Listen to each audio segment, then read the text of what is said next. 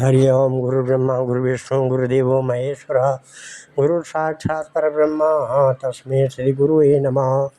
आदो देवकी देव गर्भ जननम गोपी गिरिवर्धनम माया पूतन जीवतापहरणम गोवर्धनो धारणम कंस छेदन कौरवादि हननम कुंती सुता पालनम एतत् श्रीमद्भागवतं पुराणकथितं श्रीकृष्णलीलामृतं निगमकल्पतरोर्गलितं फलं शुकमुखाद्रव अमृतसंयुतं पिबत भागवतं रसमालया मुहुरहो रसिका भुवि भावुका।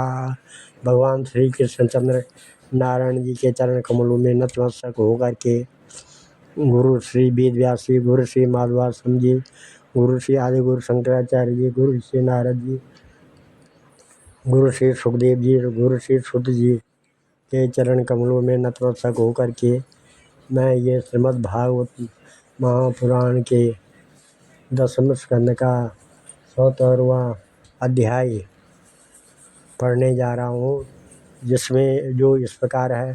श्री शुकवाचा अथो सस्योपदुत्तायां कुक्कुटान् कूजतो सपन् गृहत्कण्ठपतिभिर्बाधव्यो विरहातुरः वयं चारुवन् कृष्णं बोधयन्तीव बन्दिना गायास्त्वालिस्वनिद्राणि मन्दारवनवायुभिः मूतं तं तु वैदर्भीनामृष्यादति शोभनं परिरम्भाणविश्लेषाद् प्रियभावान्तरं गतान् ब्रह्मो मूर्त उत्थाय वायुर्स्पर्शमाधवा दद्यो प्रसन्नकरणम् आत्मानं तमसः परम्। आज का प्रसंग है भगवान श्री कृष्ण की दिनचर्या और उनके पास जरासंध के कैदी राजाओं के दूत का आना। श्री सुखदेव जी कहते हैं, परीक्षित, जब सवेरा होने लगता है, कुक्कुट मुर्गे बोलने लगते हैं, तब वे श्री कृष्ण पत्नियां जिनके कंठ में श्री कृष्ण ने अपनी भुजा डाल रखी है, उनके बिछोह की आशंका से व्याकुल हो जाती है और उन मुर्गों को कोसने लगती है। उस समय पारिजात की सुगंध से सुवासित भीनी भीनी वायु बहने लगती है। भौरे ताल स्वर से अपनी संगीत की तान छेड़ देते हैं। पक्षियों की नींद उचट जाती है। वे बंदी जनों की भांति भगवान श्री कृष्ण को जगाने के लिए मधुर स्वर से कलरव करने लगते हैं। रुक्मिणी जी अपने प्रियतम के भुजा पास से बंधी रहने पर भी आलिंगन छूट जाने की आशंका से अत्यंत सुहावने और पवित्र ब्रह्म मुहूर्त को भी असह्य समझने लगती है। भगवान श्री कृष्ण प्रतिदिन ब्रह्म मुहूर्त में ही उठ जाते हैं। हाथ मुंह धोकर अपने मायातीत आत्मस्वरूप का ध्यान करने लगते हैं। उस समय उनका रोम रोम आनंद से खिल उठता है। एकं स्वयं ज्योतिरनन्यमव्ययं ससंतया नित्यनिरसकल्मषं ब्रह्माख्यमस्योद्भवनाशहेतुभिः स्वशक्तिभिर्लक्षितभावनिवृत्तम् अथाप्लुतोऽम्बश्यमले यथाविधि क्रियाकलापं परिधाय वाससि चकार संध्योपगमादिसत्तमो हुतानलो ब्रह्मजया प्रवाज्यतः। परीक्षित, भगवान का वह आत्मस्वरूप सजातीय, विजातीय और स्वगत भेद से रहित एक अखंड है, क्योंकि उसमें किसी प्रकार की उपाधि या उपाधि के कारण होने वाला अन्य वस्तु का अस्तित्व नहीं है। और यही कारण है कि अविनाशी सत्य है। जैसे चंद्रमा सूर्य आदि नेत्र इंद्रिय के द्वारा और नेत्र इंद्रिय चंद्रमा सूर्य आदि के द्वारा प्रकाशित होती है, वैसे वह आत्मस्वरूप दूसरे के द्वारा प्रकाशित नहीं, स्वयं प्रकाश वान हैं। इसका कारण यह है कि अपने स्वरूप में ही सदा सर्वदा काल की सीमा के परे भी एक रस स्थित रहने के कारण अविद्या उसका स्पर्श भी नहीं कर सकती है। इसलिए इसी से प्रकाश या प्रकाशक भाव उसमें नहीं है। जगत की उत्पत्ति, स्थिति और नाश के कारणभूता ब्रह्म शक्ति, विष्णु शक्ति और रुद्र शक्तियों के द्वारा केवल एक बात का अनुमान हो सकता है कि वह स्वरूप एक रस सत्ता रूप और आनंद स्वरूप है। उसी को समझाने के लिए ब्रह्म नाम से कहा जाता है। भगवान श्री कृष्ण अपने उसी आत्मस्वरूप का प्रतिदिन ध्यान करते हैं। इसके बाद वे विधिपूर्वक निर्मल और पवित्र जल में स्नान करते, फिर शुद्ध धोती पहनकर दुपट्टा ओढ़कर यथाविधि नित्य कर्म संध्या बंदन आदि करते। इसके बाद हवन करते और मौन होकर गायत्री का जप करते। क्यों न हो, वे सत्पुरुषों के पात्र आदर्श जो हैं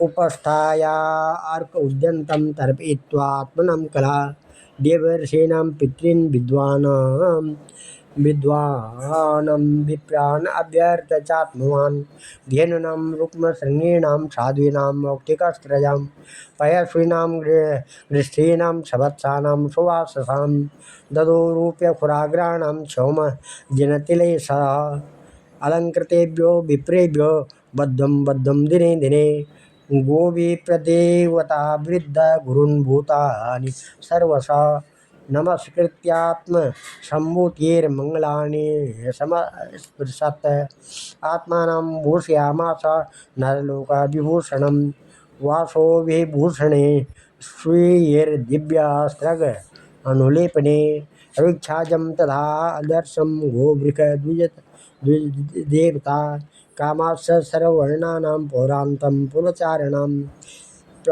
प्रदाप्य प्रकृतिकामे प्रतोषाप्यत्ननन्दता स विद्याग्रतो विप्रान् सरकतामूललोलेपने सुहृद प्रकृतिर्धारानुपाङ्गयुक्ता तदा स्वयं तावत्सूत उपानीनं चन्दनं परमाद्भुतं सुग्रीववाद्ये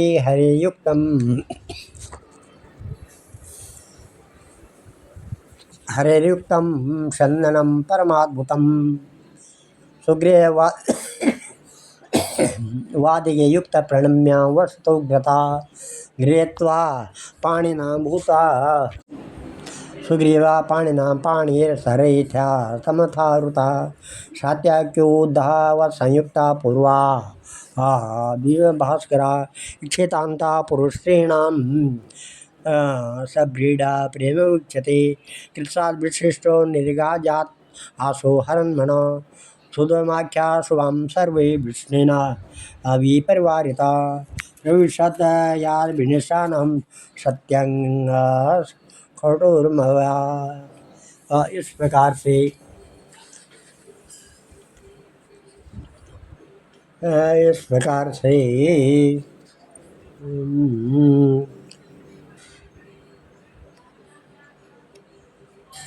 इसके बाद सूर्योदय होने के समय सूर्य प्रस्थान करते और अपने कलाकलाप देवता ऋषि तथा पितरों का तर्पण करते। फिर कुल के बड़े बूढ़ों और ब्राह्मणों का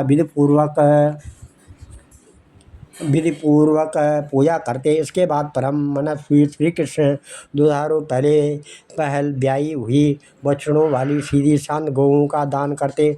उस समय उन्हें सुंदर वस्त्र और मोतियों की माला पहना दी जाती है। सिंह में सोना और खुरों में चांदी मढ़ दी जाती है। वे ब्राह्मणों को वस्त्र आभूषण से सुसज्जित करके रेशमी वस्त्र, मृग चर्म और तिल के साथ प्रतिदिन 13,084 गोएं इस प्रकार दान करते हैं। तदंतर अपनी विभूति रूप गो ब्राह्मण देवता कुल के बड़े बड़े गुरुजन और समस्त प्राणियों को प्रणाम करके मांगलिक वस्तुओं का स्पर्श करते। परीक्षित, यद्यपि भगवान के शरीर का सहज सौंदर्य ही मनुष्य लोक का अहंकार है, फिर भी वे अपने पीताम्बरादि दिव्य दिव्य वस्त्र कौशवादि आभूषण पुष्पों के हार और चंदन आदि दिव्य अंगराग से अपने को आभूषित करते और इसके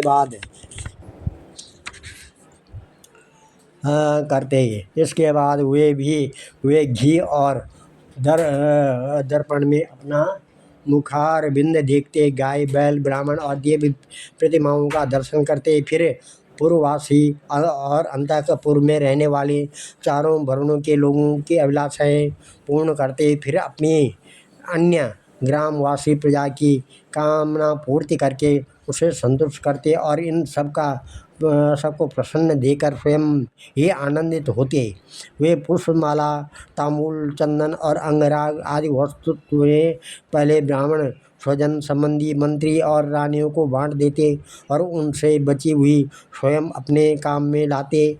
भगवान यह सब करते होते तब तक दारुक नाम का सारथी सुग्रीव आदि घोड़ों से जुता हुआ अत्यंत अद्भुत रथ ले आता और प्रणाम करके भगवान के सामने खड़ा हो जाता। इसके बाद भगवान श्री कृष्ण के सात्विकी और उद्धव जी के साथ अपने हाथ से सारथी का हाथ पकड़कर रथ पर सवार होते।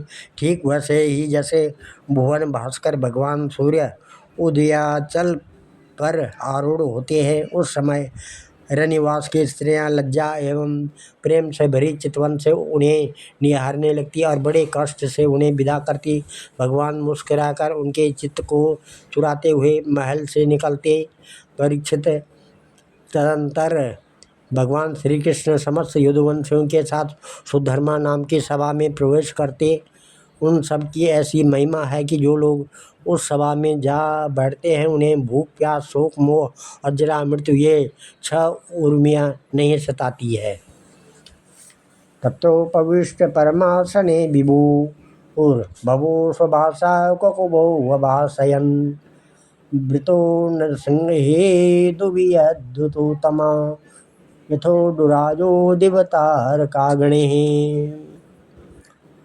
तारकागणे तत्रोपमन्त्रणो राजा नाना हास्यरसैर्विमुम् उपतस्थोर्नटाचार्या नर्तक्या ताण्डवे पृथक् मृदङ्गवीणाम् उरज वेणुतालधरस्वने नृतुर्जगुर्तुष्टुवत्स सुतमागतबन्धिनः तत्राहु ब्राह्मणो केचित् दासीनां ब्रह्मवादिनः पूर्वेषां पुण्ययशसां राज्यं च कथयन् कथा। इस प्रकार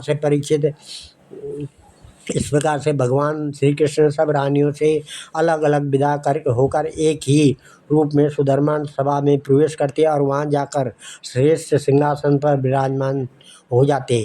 उनकी अंग कांति से दिशाएं प्रकाशित होती रहती। उस समय यदुवंशी वीरों के बीच में यदुवंश शिरोमणि भगवान श्री कृष्ण की ऐसी शोभा होती जैसे आकाश में तारों से घिरे हुए चंद्रदेव शोभायमान होते हैं। परीक्षित, सभा में विदूषक लोग विभिन्न प्रकार के हास्य विनोद से, नटाचार्य अभिनय से और नर्तकियां कलापूर्ण नृत्यों से अलग अलग अपनी टोलियों के साथ भगवान की सेवा करती।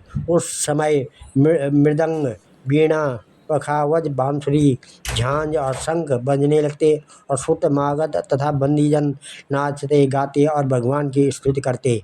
कोई व्याख्या कुशल ब्राह्मण वहाँ बैठकर वेद मंत्रों की व्याख्या करते और कोई पूर्वकालीन पवित्र कीर्ति नरपतियों के चरित्र कहकर सुनाते।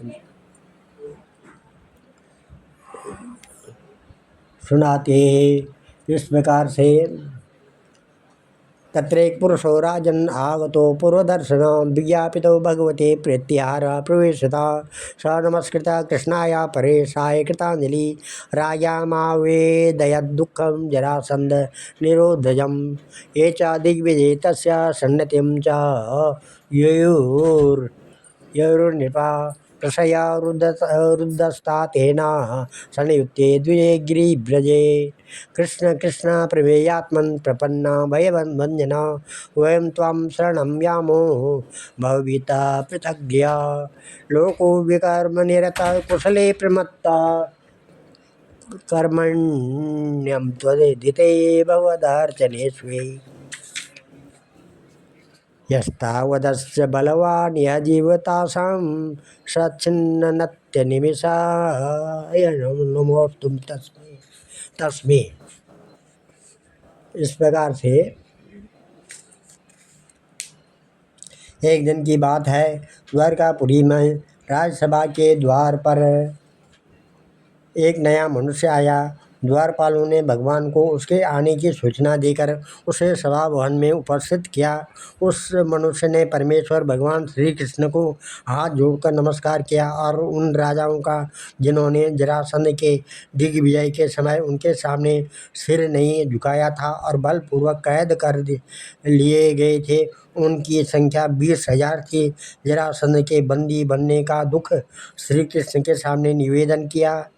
सच्चिदानंद स्वरूप श्री कृष्ण, आप मन और वाणी के अगोचर हैं। जो आपके शरण में आता है वो उसके सारे भय आप नष्ट कर देते हैं। प्रभु, हमारी भेद बुद्धि मिटी नहीं है। हम जन्म मृत्यु रूप संसार के चक्कर से भयभीत होकर आपके शरण में आए हैं। भगवान, अधिकांश जीव ऐसे सकाम और निषिद्ध कर्मों में फंसे हुए हैं कि वे आपके बतलाए हुए अपने परम कल्याणकारी कर्म आपकी उपासना से विमुख हो गए हैं और अपने जीवन एवं जीवन संबंधी आशा अभिलाषाओं में भ्रम भटक रहे हैं। परंतु आप बड़े बलवान हैं।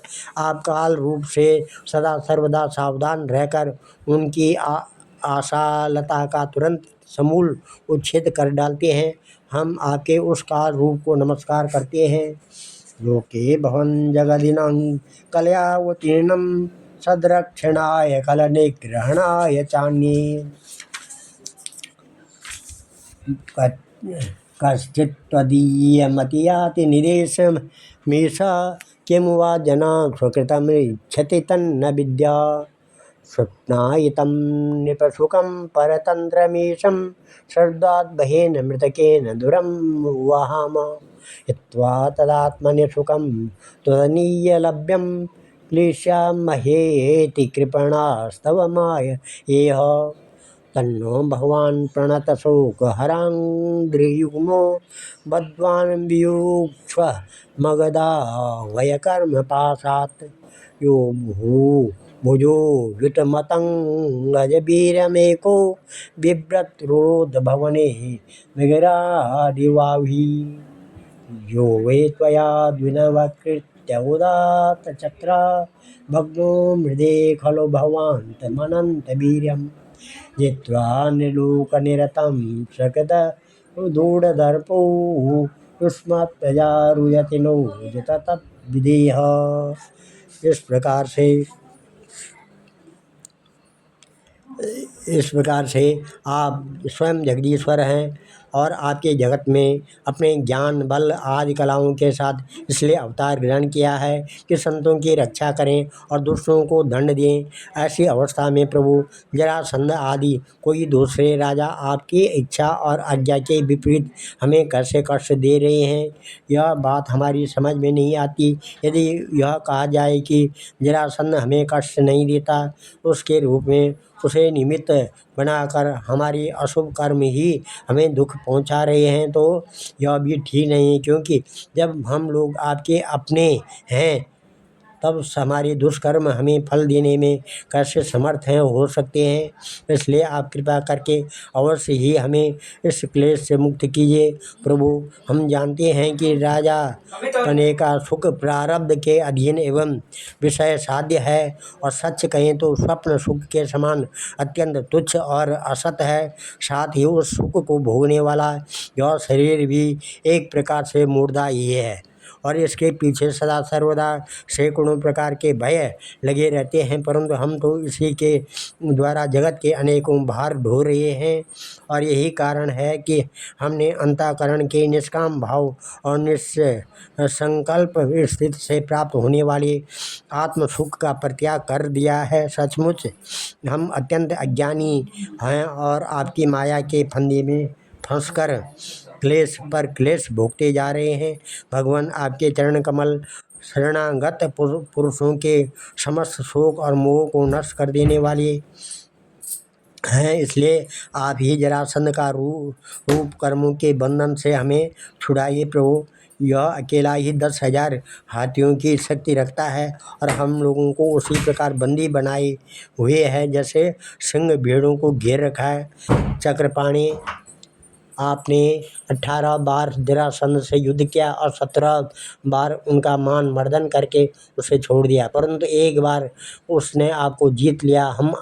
हम जानते हैं कि आपकी शक्ति, आपका बल पौरुष अनंत है, फिर भी मनुष्यों का सा आचरण करते हुए आपने हारने का अभिनय किया, परंतु इसी से उसका घमंड बढ़ गया है अजित।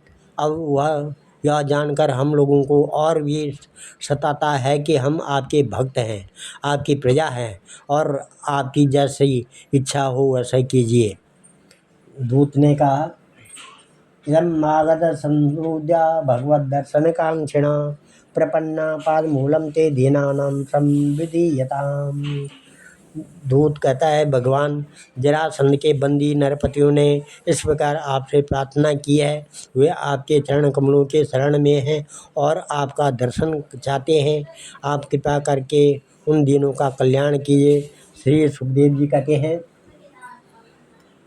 राजदूते ब्रूतेयं देवर्षि परमद्युति बिभ्यत्युंग जटाभारं प्रादुरासीद यथा रवि।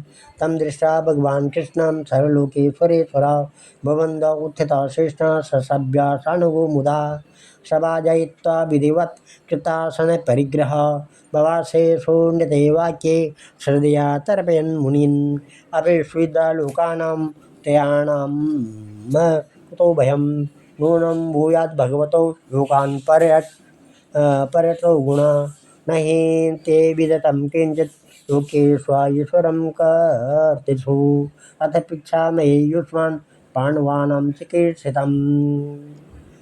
श्री सुखदेव जी कहते हैं, परीक्षित, राजाओं का दूत इस प्रकार कह ये रहा था कि परम तेजस्वी देवर्षि नारद जी वहाँ आ पहुँचे। उनकी सुनहरी जटाएं चमक रही थी। उन्हें देखकर ऐसा मालूम हो रहा था मानो साक्षात भगवान सूर्य ही उदय हो गए हों। ब्रह्मा आदि समस्त लोकपालों के एकमात्र स्वामी भगवान श्री कृष्ण उन्हें देखते ही सभासदों और सेवकों के साथ हर्षित हो कर उठ खड़े हुए और सिर झुकाकर उनकी वंदना करने लगे। जब देवर्षि नारद आसन स्वीकार करके बैठ गए तब भगवान ने उनकी विधि पूर्वक पूजा की और अपने श्रद्धा से उनका संतुष्ट करते हुए मधुर वाणी से बोले, देवर्षि, इस समय तीनों लोकों में कुशल मंगल तो है ना।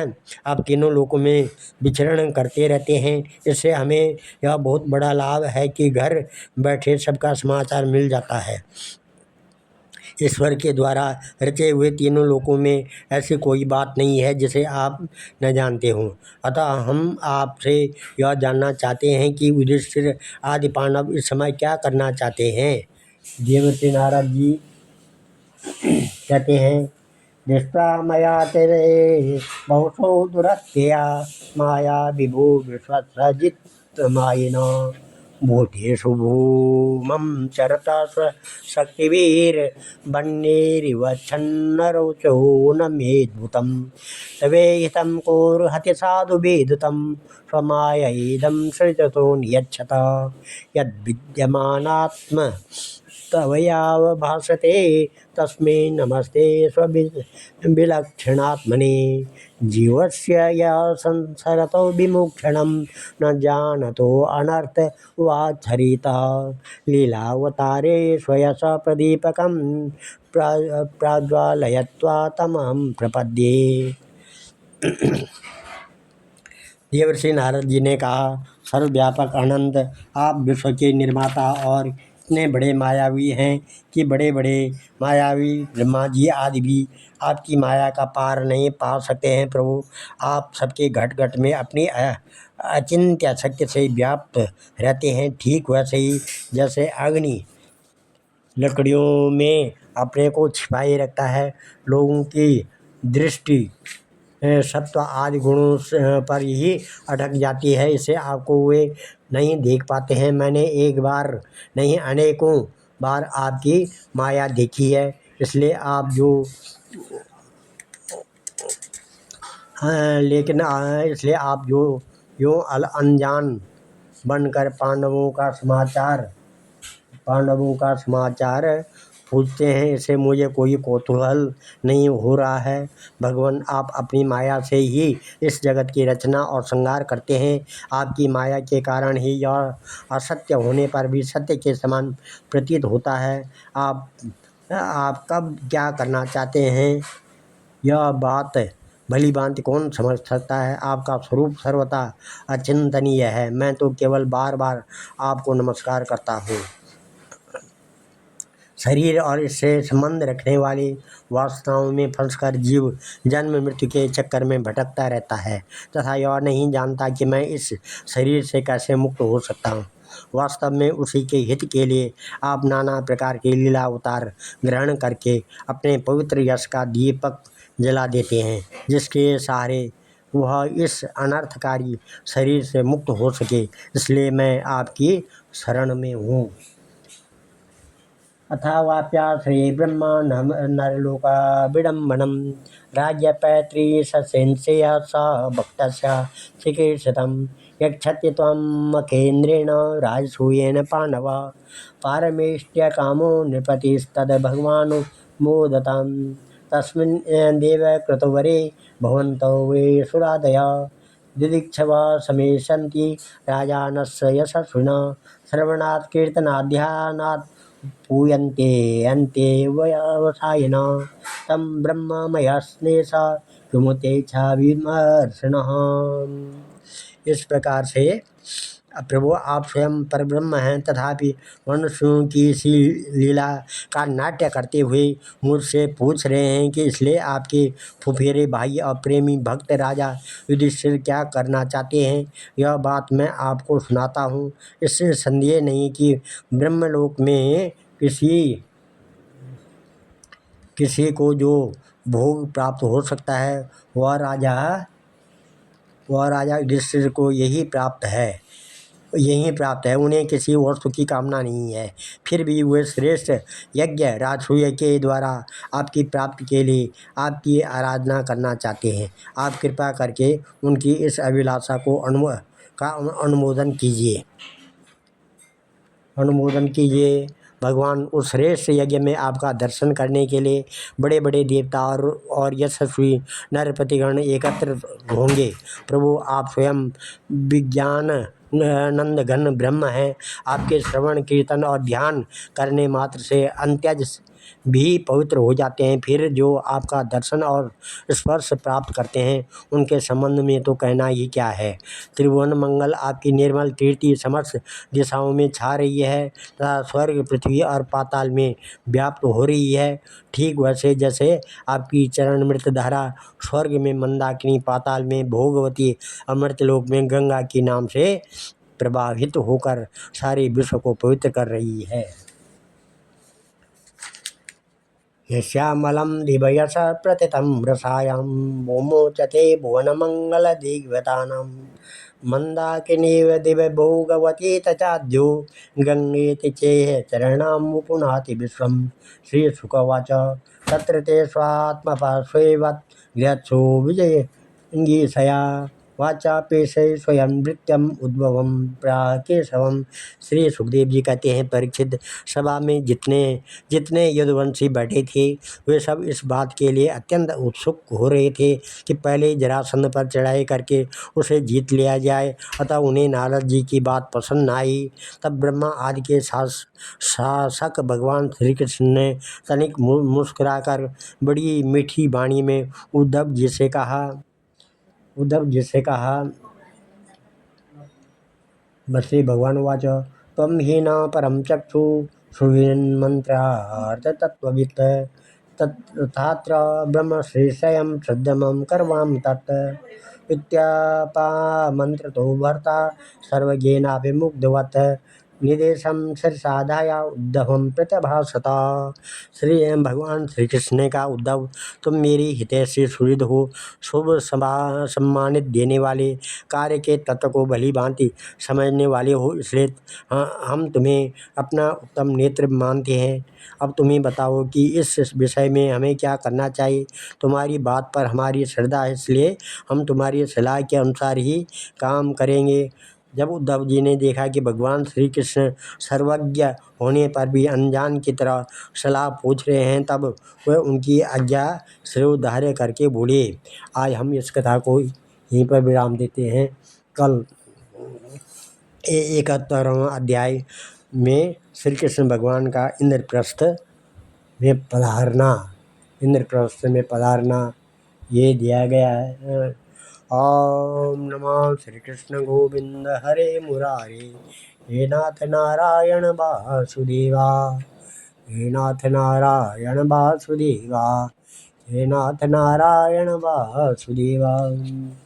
अध्येयं सदा परिभवग्नमविष्टदोहं, तीर्थात् पदं शिवभिरञ्जनुतं शरण्यं भृत्यातिहं प्रणतपालभवादि पोतं वन्दे महापुरुष ते चरणारविन्दम्। ॐ नमः। सर्वे भवन्तु सुखिनः, सर्वे सन्तु निरामया, सर्वे भद्राणि पश्यन्तु, मा कश्चित् दुःखभाग् भवेत्। धन्यवाद।